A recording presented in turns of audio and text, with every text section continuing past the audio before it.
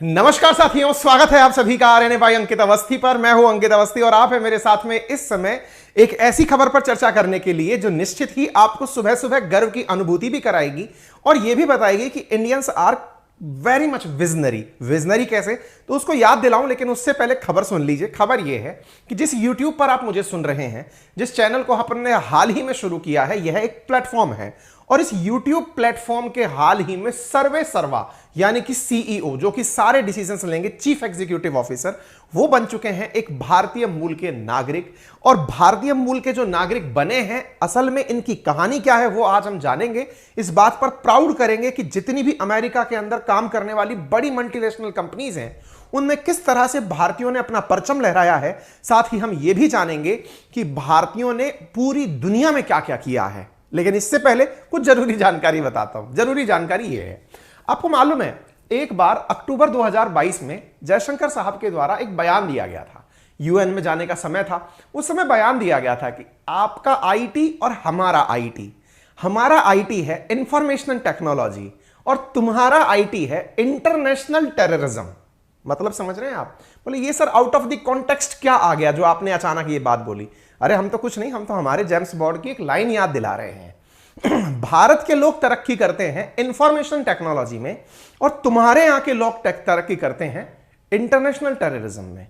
ये क्या मतलब है? अरे भाई हमने कहा था ना, इसका प्रमाण दें आपको। जी हां, आपको याद है अलकायदा? बोले सर ये तो अचानक यूट्यूब से आप अलकायदा पे आ गए। सुन लीजिए फिर चलेंगे। अच्छी वही अलकायदा जिसका चीफ था ओसामा बिन लादेन, मारा गया था पाकिस्तान में। उसके नए हेड की नियुक्ति हो चुकी है। सर आप तो यूट्यूब के हेड की बात बता रहे हैं, मैं बस बता रहा हूं पढ़ाई का कितना अलग होता है अंतर, ये बता रहा हूं।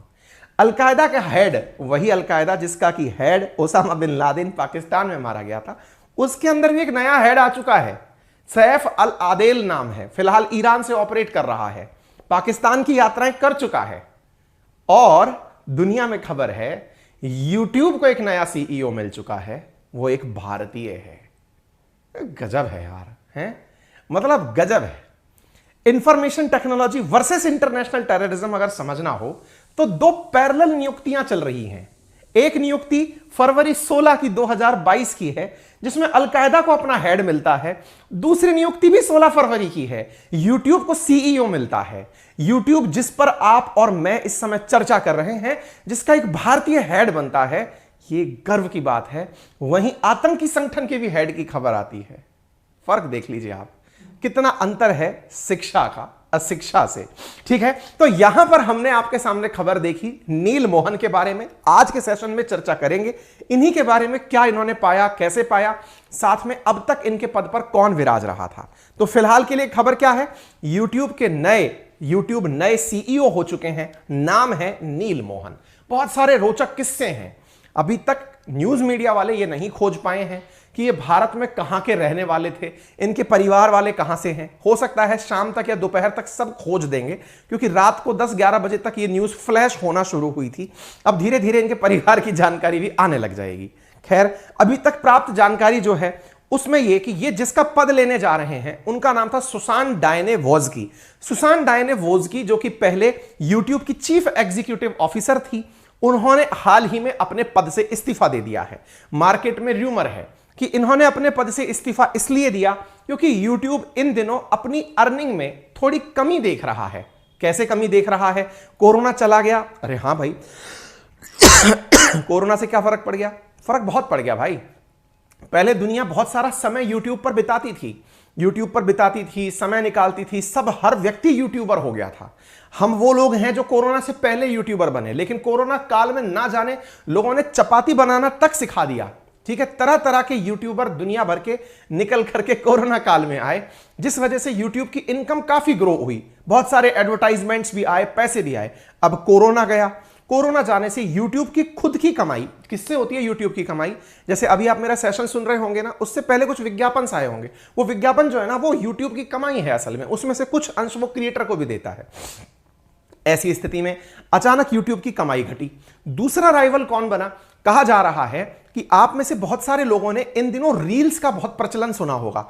रील्स, हालांकि अपना तो 1% भी उससे वास्ता नहीं है, इंस्टाग्राम पे अकाउंट है लेकिन आज तक यूज नहीं किया, उसको समझ में नहीं आता। एक दो बार कभी लाइव गया हूं उस पर, कभी चलेंगे उस पर भी, थोड़ा सा उस रील कल्चर को समझेंगे। लेकिन साहब इंस्टाग्राम वालों ने जो है वो यूट्यूब की हालत बिगाड़ रखी है। कैसे? वो दिन भर बैठे बैठे यूं ऊपर की तरफ चलाते रहते हैं, कुछ ना कुछ लोग उसमें एक्टिंग नाटकबाजी कर रहे होते हैं, और उस चलते लोग का जो ट्रैफिक है वो इंस्टाग्राम पर चला गया। पहले टिकटॉकियों ने खूब ज्यादा कंपटीशन दिया, फिर आकर के इंस्टाग्राम आ गया। फाइनली यूट्यूब को उनके सामने सरेंडर करना पड़ा। कैसा सरेंडर? यूट्यूब को खुद से एक नया फीचर लाना पड़ा जिसका नाम था यूट्यूब शॉर्ट्स। आप कहेंगे सर यूट्यूब शॉर्ट्स तो आ गया था ना। हाँ भाई, यूट्यूब शॉर्ट्स आ गया था। वो आया क्यों था, उसके पीछे का बड़ा कारण इंस्टाग्राम और टिकटॉक था, क्योंकि वहां पर जो रील्स चलती थी वैसे ही यूट्यूब पर शॉर्ट्स आए। लेकिन यूट्यूब ने शॉर्ट्स चालू तो करवा दिए लेकिन उस पर पैसा नहीं दिया। इंस्टाग्राम पर शॉर्ट्स के भी पैसे मिल रहे थे, एडवर्टाइजमेंट के पैसे मिल रहे थे, फिर यूट्यूब को कंपटीशन में उतरना पड़ा। ऐसी स्थिति में हाल ही में यूट्यूब ने यह भी कहा कि शॉर्ट्स बनाने पर भी वो विज्ञापन के पैसे देगा। यानी एक प्रकार से यूट्यूब को अपने कॉम्पिटिटिव जो प्लेटफॉर्म्स हैं उनकी तुलना में खुद को सरवाइव करने के लिए काफी ज्यादा बदलाव करने पड़े हैं। तो एक तरह का तो रेवेन्यू घटा, रेवेन्यू घटता है। जितनी भी प्राइवेट कंपनीज होती हैं ना, ये आप जितनी भी इस समय कंपनीज देख रहे हैं, इतने सारी नौकरी जहां जा रही हैं, ले ऑफ्स हो रहे हैं, अमेजन में आप सुन रहे हैं, फ्लिपकार्ट में आप सुन रहे हैं, फेसबुक में आप सुन रहे हैं, जितनी भी कंपनीज जो ऑनलाइन प्लेटफॉर्म की हैं उनमें ले ऑफ क्यों हो रहे हैं, उसके पीछे का बहुत बड़ा कारण क्या है? कोरोना काल में एक्सपोनेंशियल ग्रोथ, क्योंकि पूरी दुनिया इंटरनेट पर थी, और जैसे ही इंटरनेट से बाहर आने की शुरुआत हुई, कोरोना काल से लोग वापस अपनी पुरानी जिंदगी में लौटे, ये लोग भी अपनी पुनः स्थिति में आना शुरू हो गए। ऐसी स्थिति में हालांकि कहा यह जा रहा है इन मैडम के द्वारा जिन्होंने अपना पद छोड़ा है, सुसान डायने वोज्की, इनके द्वारा कहा तो यह जा रहा है कि अब मैं जिंदगी के नए पद की शुरुआत करूंगी, अपने घर को समय दूंगी। और वास्तविकता भी है, अमेरिका में ऐसा बहुत होता है, जो लोग बहुत लंबे समय तक बड़े पद पर रह लिए होते हैं वो फाइनली रिटायरमेंट खुद से ही ले लेते हैं कि भाई अब बहुत हो गया, अब परिवार को समय देने का समय है और दुनिया घूमने का समय है। ठीक है, कारण चाहे जो भी रहे हो। इससे हमारे लिए न्यूज क्या बन गई? न्यूज ये बन गई कि इनके पद पर बैठने वाला व्यक्ति एक भारतीय हो गया है। ठीक है, तो हमने कारण भी बताया आपको, और इनके जगह जो बैठने वाले व्यक्ति हैं उनका नाम नील मोहन है, जो कि अब यहां पर जाकर बैठेंगे। ठीक है, सुशांत वोज्की ने पत्र लिख करके सभी को कहा कि मेरा लंबा समय यहां बीता है। सुशांत वोज्की वो हैं जब से यूट्यूब शुरू हुआ था तब से वो YouTube के साथ हैं, यानी कि डे वन से क्रिएटर के मतलब काम कर रही हैं वो। आप इस तरह से देख सकते हैं सुशांत वोज्की जो है वो YouTube की पेरेंट कंपनी, क्योंकि YouTube is owned by Google, Google is owned by alphabet, तो ये सब एक ही हैं। तो एक तरीके से ये अपने द्वारा लंबे समय से यहां पर सेवाएं दे रही थी। इन्होंने बकायदा YouTube क्रिएटर्स को लिख करके एक मेल लिखा और इस प्रकार से जानकारी दी, डियर क्रिएटर्स, मैं सुशांत वोज्की अपने पद से फिलहाल के लिए इस्तीफा यानी स्टेप डाउन कर रही हूं और इनके स्थान पर नील मोहन आ रहे हैं। नील मोहन की सूचना जैसे ही आई, नील मोहन ने प्रॉपर तरीके से ट्वीट करके इसका धन्यवाद दिया और कहा कि अब मैं इसको आगे ले जाने का काम करूंगा। ठीक है, अच्छा, हालांकि YouTube के बारे में कुछ फैक्ट्स आपको पता हो, कमाई वमाई तो खैर आपको दिख ही रही है, ये तो अथाह कमाई है ही। YouTube कमाता कैसे है, उसका सीधा सा तरीका जो है वो उसका एडवर्टाइजमेंट है ना। तो एडवर्टाइजमेंट से ही YouTube असली कमाई निकालता है। इसके फाउंडर कौन है? तो Jawed Karim, Chad Hurley, Steve Chen इसके फाउंडर हैं according to the Wikipedia. Founder का स्थापना कब हुई थी? 2005 में हुई थी। मुख्यालय कहां पर है? कैलिफोर्निया में है। सुशांत वोज्की जो है वो इसकी 2014 से लेकर 2023 तक क्या रही हैं? सीईओ रही हैं। अब इन्होंने अपना पद छोड़ दिया है। ठीक है, तो 49 साल के हैं नील मोहन। उनके द्वारा जो जानकारी उपलब्ध है वो लिंक्डइन पर है। लिंक्डइन क्या है? एक और प्लेटफॉर्म है ऐसा जहां पर लोग प्रोफेशनल अपने एक्सपीरियंस साझा करते हैं। वहां पर नील मोहन की जानकारी है कि उन्होंने 1996 में अमेरिका के अंदर दुनिया की जो सबसे टॉप यूनिवर्सिटी स्टैनफोर्ड यूनिवर्सिटी है वहां से इलेक्ट्रिकल इंजीनियरिंग की डिग्री ली। उसके बाद वहीं से उन्होंने एमबीए किया, यानी कि ये स्टैनफोर्ड के प्रोडक्ट हैं और ये वहां से निकल करके काफी बढ़िया बढ़िया कंपनियों में काम किए, ग्लोरिफाइड टेक्निकल सपोर्ट। इसके बाद एसेंचर्स में, ये काफी फेमस कंपनी एसेंचर्स, इसमें इन्होंने काम किया। इसके बाद ये डबल क्लिक करके कोई एडवर्टाइजमेंट कंपनी है उसमें काम किया। डबल क्लिक नामक कंपनी का गूगल ने अधिग्रहण जब किया या यूट्यूब ने जब अधिग्रहण किया तो ये उसी के साथ साथ गूगल में एंट्री कर गए। हालांकि इन्होंने बीच में अपने पद को छोड़ने का भी कहा कि साहब मैं इसको छोड़ करके अपना अलग काम करना चाहता हूं। अलग काम क्या था? इन्हें असल में नील मोहन को ट्विटर की तरफ से ऑफर आ गया था नौकरी ज्वाइन करने का कि आप यूट्यूब छोड़ करके हमारे साथ जुड़ जाइए। वही ट्विटर जिस पर कि पराग जो थे ना, वो अपने इंडिया वाले जो थे वो सीईओ थे, इन्हें असल में सीईओ बनने का ऑफर आया। यूट्यूब को जब पता चला कि ये नील मोहन ट्विटर पर जा सकते हैं, तो यूट्यूब ने इन्हें रोकने के लिए जो राशि दी वो बहुत बड़ा, मतलब एक तरह का मिसाल बन गया। $100 मिलियन इनको रोकने का बोनस दिया गया कि आपको यहीं रुकना चाहिए, और इन्हें ऐसा करके यूट्यूब ने अपने पास रखते हुए सीनियर वाइस प्रेसिडेंट का पद ऑफर किया, और इस तरह से इन्होंने $100 मिलियन दे करके इन्हें ट्विटर में जाने से रोका था। यानी एक कंपनी से दूसरी कंपनी में जाने से रोकने के लिए बड़ा अमाउंट इनको दिया गया था। उस समय की अगर बात करें तो 544 करोड़ रुपए उस समय पर इनको केवल बोनस दिया गया था, या आप यूट्यूब छोड़कर ट्विटर मत जाइए। फिलहाल अब ये पूरी तरह से यूट्यूब पर ही हैं, और अब यहां से आगे ये इस जिम्मेदारी को निभाएंगे।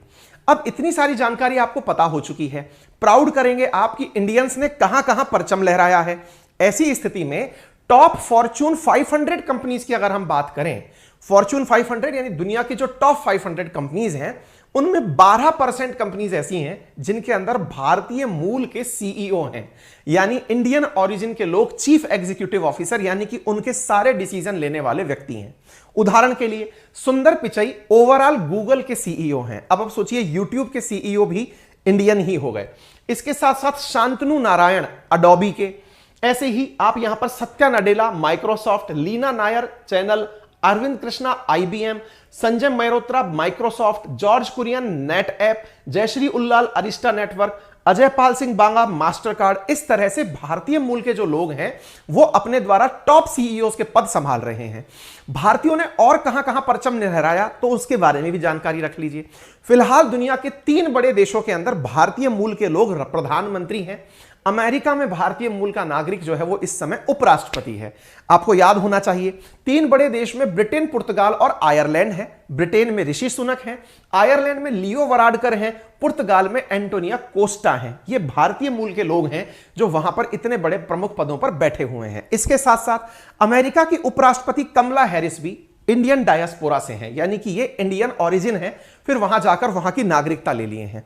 इतना ही नहीं, अगर हम भारतीयों की बात करने लगें तो आप देखिए गुआना के राष्ट्रपति मोहम्मद इरफान अली, सूरीनाम के राष्ट्रपति चंद्रिका प्रसाद संतोखी भी भारतीय मूल के हैं। लगभग 30 देश ऐसे हैं जिनमें 285 से ज्यादा सांसद भारतीय मूल के हैं। अजी हम ऐसे ही थोड़ी कहते हैं कि दुनिया का हर 5वां व्यक्ति इंडियन है, तो ऐसी स्थिति में दुनिया भर में सांसद भी 285 जो दिख रहे हैं ये कम है। निश्चित रूप से इनका प्रभाव धीरे धीरे और बढ़ेगा जैसे जैसे भारतीयों की संख्या दुनिया में बढ़ेगी। फिलहाल दुनिया में भारतीयों की संख्या कैसी है, आइए मैं एक फिगर बताता हूं। दुनिया के टॉप 10 देश जहां इंडियंस सबसे ज्यादा रहते हैं, उनमें सबसे पहला देश है अमेरिका, जहां 44,60,000 लोग निवास करते हैं। इतना ही नहीं, इसके बाद यूएई जहां 34,25,000, इकाई ढाई सैकड़ा हजार 10,000 लाख 10 लाख 34,25,000 लोग निवास करते हैं। तीसरा देश मलेशिया, फिर सऊदी अरब, फिर म्यांमार, फिर ब्रिटेन, फिर Canada, Sri Lanka, south Africa, Kuwait. ये वो सारे देश हैं जहां पर इंडियन डायस्पोरा रहता है। अब आप सोचकर देखिए, वो अमेरिका जिसकी खुद की पॉपुलेशन 35 से 40 करोड़ के बीच में है, वहां पर 44 लाख इंडियन हैं, 1% की आबादी, और उसके द्वारा टैक्सेशन में भागीदारी 6%। बताएंगे कितना जबरदस्त भारतीयों के द्वारा रोल प्ले किया जाता है। इंडियन अमेरिकन नेम्ड नेजल अभी रिसेंटली और कहां कहां हुआ है, तो जो नासा है ना, उसके चीफ टेक्नोलॉजिस्ट बनाए गए हैं, उनका नाम है AC चैरियन। कब बनाए गए थे? जनवरी 2023 को। वो भी इंडियन ओरिजिन के ही थे।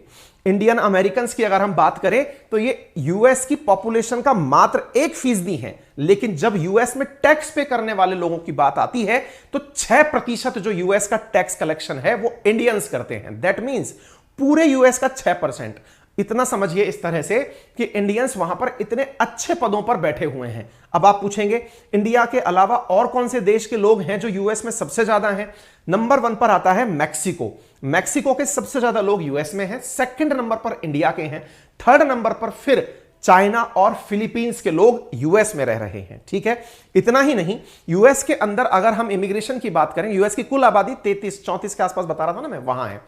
इंडिया के जो लोग अमेरिका में हैं उनमें से लगभग 28% वहां पर साइंटिस्ट और इंजीनियर हैं। एक प्रकार से ये भारत से हुए ब्रेन ड्रेन की निशानी है, यानी पढ़े लिखे भारत से थे, जॉब करने अमेरिका पहुंच गए, क्योंकि भारत में जॉब अपॉर्चुनिटीज उनको अपने अकॉर्डिंग नहीं लगी।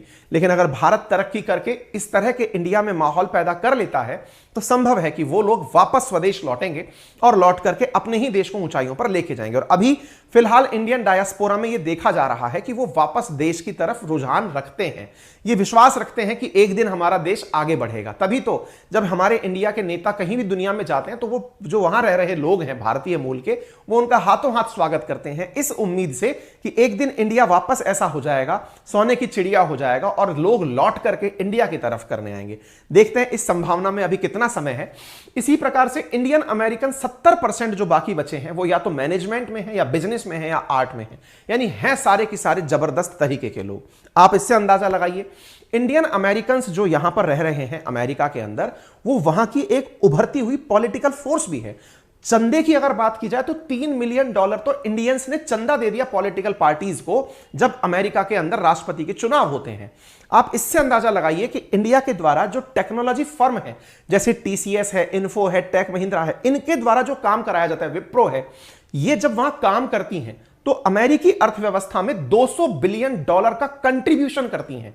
इंडिया अमेरिका से जो टोटल एक्सपोर्ट करता है ना सामान वस्तु का, उससे ज्यादा तो इंडिया की कंपनीज अमेरिका के अंदर कंट्रीब्यूट करती हैं। ये जितनी भी बड़ी कंपनी अमेरिका में काम करती हैं, ये सॉफ्टवेयर के लिए इंडियन कंपनीज के ऊपर ही आउटसोर्सिंग की तरह से डिपेंडेंट रहती हैं। ऐसी स्थिति में $200 बिलियन का कंट्रीब्यूशन यूएस इकोनॉमी में इंडिया का है। यह खबर बिजनेस इनसाइडर की है, ठीक है ना। इतना ही नहीं, भारतीयों के द्वारा वहां पर अलग अलग सेक्टर्स में बहुत जबरदस्त कंट्रीब्यूशन दिया जाता है। भारत के जो स्टूडेंट अमेरिका पढ़ने जाते हैं ना, वो $8 बिलियन का कंट्रीब्यूशन देते हैं। क्यों? क्योंकि इंडियन स्टूडेंट फीस भी पे करता है वहां जाकर, और फिर उससे उनकी इकोनॉमी को बड़ा फायदा होता है। सुनने में तो यह आ रहा है कि अगले राष्ट्रपति चुनाव जो अमेरिका के होंगे, उसमें जो राष्ट्रपति पद के उम्मीदवार हैं वो दोनों ही तरफ भारतीय मूल के होंगे। एक तरफ से कमला हैरिस तो डोनाल्ड ट्रंप की पार्टी से निक्की हेली, इनका नाम निकल कर आ रहा है। संभव है दो भारतीय मूल के लोगों के बीच, रिपब्लिकन्स और डेमोक्रेट्स के बीच में जब चुनाव होगा तो अमेरिकन्स को किसी एक भारतीय को चुनना पड़ेगा। ऐसी खबर इंडियन एक्सप्रेस में छपी है। आने वाले समय पर देखेंगे कि ट्रंप अपनी दावेदारी करते हैं कि नहीं, बाइडेन करते हैं कि नहीं, लेकिन संभावनाएं निक्की हेली के बारे में भी आ रही हैं। कहा जा रहा है कि संभव है कि ये रिपब्लिकन्स की तरफ से, डोनाल्ड ट्रंप की पार्टी की तरफ से राष्ट्रपति पद की उम्मीदवार हो सकती हैं। तो यह बहुत बड़ी बात है। अगर ऐसा होता है तो भारतीय मूल का व्यक्ति अमेरिका में राष्ट्रपति बनेगा। उम्मीद है आपको यह खबर बहुत ही शानदार लगी होगी, जबरदस्त लगी होगी। तो ऐसी स्थिति में इस खबर को अपने सभी साथियों से जरूर साझा करें। और जरूरी जानकारी में सबसे जरूरी जानकारी, अब हमारा आरएनए बाई अंकित अवस्थी के नाम से एप्लीकेशन भी आ चुका है। इस एप्लीकेशन पर मैं आप लोगों को वीकली करंट अफेयर्स फ्री में उपलब्ध कराने वाला हूं। वीकली करंट अफेयर्स की लाइव क्लासेस बोर्ड से उपलब्ध कराऊंगा। दिन और डिस्कशन अगले, जब हम अपना 100K क्रॉस कर जाएंगे उस समय अनाउंसमेंट कर देंगे। जैसे ही अपने इस यूट्यूब चैनल पर 100K सब्सक्राइबर हो जाएंगे, आजकल में जब तक आप पहुंचा दें आपके ऊपर है, उस समय हम अनाउंसमेंट कर देंगे कि कब डेली करंट अफेयर्स की तरह जो वीकली करंट अफेयर की क्लासेस हैं वो मैं कंपाइल करके आपको उपलब्ध कराऊंगा। तो इस ऐप को आप अभी डाउनलोड कर लीजिए। नंबर 1, इस एप्लीकेशन पर जो सबसे इंपॉर्टेंट चीज है वो क्या है, एप्लीकेशन यूट्यूब के गूगल प्ले स्टोर पर उपलब्ध है आरएनए बाई अंकित अवस्थी के नाम से, या मैंने लिंक दिया हुआ है, आप यहां से जाकर के डाउनलोड कर सकते हैं। कुछ बेसिक इंफॉर्मेशन या ईमेल और फोन नंबर जैसी पूछी जाएंगी, आप वहां से रजिस्टर कर सकते हैं। यहां पर एक कोर्स भी आपको शो होगा, और यह कोर्स है हमारी सबसे महंगी और सबसे बड़ी कमाई का। क्या आपको मैं बताता हूं साथियों, असल मायने में जो अब तक ज्ञान अर्जित किया है हिस्ट्री, ज्योग्राफी, पॉलिटी, इकोनॉमी का, वो मैंने आज तक यूट्यूब पर कभी भी नहीं पढ़ाया है। हमने भले ही सिविल सर्विसेज के एग्जाम क्वालिफाई किए हों, लेकिन मैंने यूट्यूब पर करंट पढ़ाया है और एप्लीकेशंस पर हमेशा हिस्ट्री, ज्योग्राफी, पॉलिटी, इकोनॉमी पढ़ाया है। ऐसी स्थिति में इन चारों सब्जेक्ट्स को बहुत ही नॉमिनल दाम पर लेकर आपके लिए हाजिर हुआ हूं 1999 में। यह 1999 का कोर्स 1 मार्च से शुरू हो रहा है। लाइव और बोर्ड से पढ़ाने वाला कोर्स है। पूरी तरह से कंटेंट भी आपको इसमें साथ दिया जाएगा। प्रॉपर तरीके से आपके कॉल, डिस्कशन, सारी चीजें यहां पर हो पाएंगी। ऐसी स्थिति में यदि आप एसएससी की, स्टेट पीएससी की, रेलवे की, किसी भी की तैयारी कर रहे हो, जीवन में कोई भी कंपटीशन की तैयारी कर रहे हो, रास्ता यही होकर निकलता है। और मुझे नहीं लगता कि 180 दिन के लिए 10 रुपए से कम की कीमत का इन्वेस्टमेंट आप अपने ऊपर ना कर पाए। 2 चाय के बराबर का इन्वेस्टमेंट है ये, आप अपने ऊपर कर सकते हैं, क्योंकि यहां से जो नॉलेज मिलेगा वो I am very much assure कि मैं अपनी पूरी जीवन की जो भी सार्थक मेहनत है वो आपसे साझा करूंगा। ठीक है, तो आप में से जो भी साथी चाहें, हालांकि हमने प्राइस इसकी 3000 रखी थी, लेकिन चूंकि इनिशियल ऑफर है तो हमने इसे आपको 1999 में उपलब्ध कराया है। किसी भी प्रकार की तकनीकी सहायता और हमसे कनेक्ट करने के लिए हमारा टेलीग्राम चैनल अंकित अवस्थी सर के नाम से है, GK by Ankit Awasthi sir के नाम से भी वेरीफाइड चैनल है। इन पर 1.5 लाख है, इस पर 2.5 लाख के आसपास सब्सक्राइबर्स हैं। और कॉल सेंटर भी हमारा वर्किंग है 7878158882 के नाम से। लेकिन कॉल सेंटर पर कॉल तभी करें जब आपका कोई काम अटक रहा हो, है ना, अदरवाइज सब कुछ ऑटोमेटेड है। लिंक कमेंट बॉक्स में है, आप वहां से जाकर शुरू होने वाले बैच के लिए अपनी सीट पहले ही रिजर्व करा लें। फिर हम आपके और एडमिशंस नहीं ले पाएंगे, उससे पहले ही सारी सीटें कर लें, क्योंकि हमने कुछ नियम लिया है कि एक बार में बहुत सारे बच्चों को, क्योंकि एप्लीकेशन पहली बार बना है, पता चले ज्यादा बच्चों के कारण ही वो फट गया। इसलिए आपसे निवेदन है कि पहले ही आप अपना सब्सक्रिप्शन लेकर के सेट हो जाएं, क्योंकि जो पहले आ जाएंगे उनको ही फिर हम आगे कंटिन्यू करेंगे। अदरवाइज फिर नेक्स्ट मंथ जब बैच आएगा हम उसके साथ आपको इंफॉर्मेशन देंगे। ठीक है, तो फिलहाल के लिए इतना ही। अपना प्यार और विश्वास बनाए रखने के लिए धन्यवाद। इस चैनल को सब्सक्राइब कर लें, आपके लिंक दिए हुए हैं, कनेक्ट अपने साथियों से इसे जरूर सब्सक्राइब कराएं, क्योंकि हमने लंबे समय तक ये क्लासेस 2.0 पर ली हैं। अब चूंकि वहां क्लासेस नहीं होंगी, तो आप अपने उन सभी साथियों को जो इधर उधर हमें ढूंढ रहे हैं इस चैनल के बारे में जानकारी दें। इसलिए बेहतर है कि आप ज्यादा से ज्यादा इसे शेयर करें। Thank you so much.